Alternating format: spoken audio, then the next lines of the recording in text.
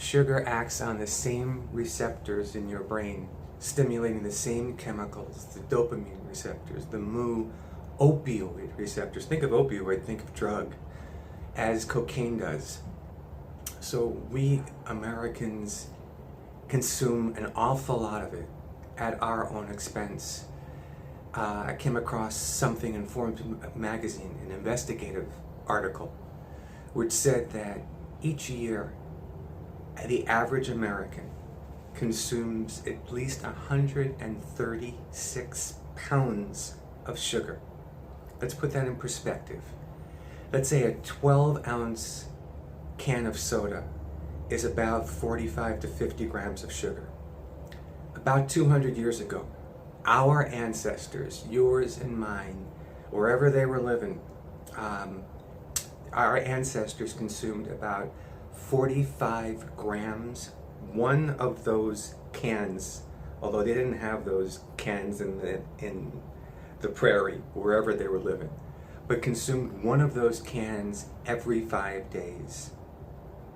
Every 5 days, we average consuming at least 12 of those cans, over 750 grams of sugar over 5 days. And we become more and more and more addicted to it. Now, what does sugar do? Sugar, we know sugar puts on weight. We know sugar can lead to diabetes. We know that through that, sugar can contribute to heart disease. It can contribute to clogging the arteries, stroke. It can contribute to high blood pressure. Sugar also contributes to inflammation and gets those inflammatory chemicals in our body going wherever they're being produced.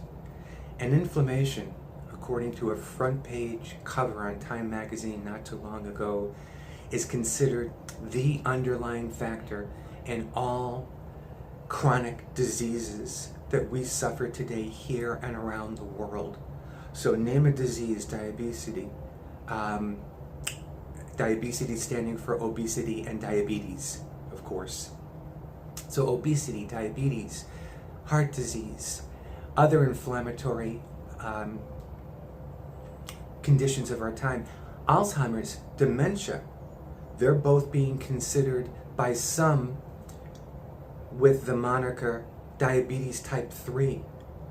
There are an awful lot of things related to inflammation, things, cancer, things we don't want to think about. So how do we cut down on our sugar consumption? Because we all crave that piece of chocolate or that cheesecake or that candy bar or something in the middle of the day when our energy is running slow. Insidious factor, number one, is we will take that sugar in, it works quickly in our body, it raises our energy, but then we crash again, and we may get the hangries, where we get hungry and angry again later. It may change our mood, create irritability. But I've got some sugar busting tips for you. This will be up on the Facebook page, so you can take a look at those. But also, I've got some sugar busting tips for you now. Here's what I do when I feel sugar cravings come on. I get myself some mineral water, and I use either slices of lemon, lime, orange, or all of them. Squeeze some of the juice in from a couple of slices, put the slices in, let them sit for 5-10 minutes or so. Then I consume that. That's as refreshing to me as any soda ever has been.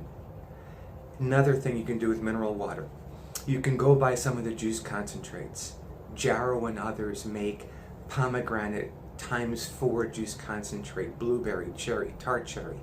Other companies make a clean, don't get the ones with added sugar, don't get companies where you're not sure that the product is a good, clean product, but add just a teaspoon of that to that mineral water, and you'll get a refreshing drink to that as well.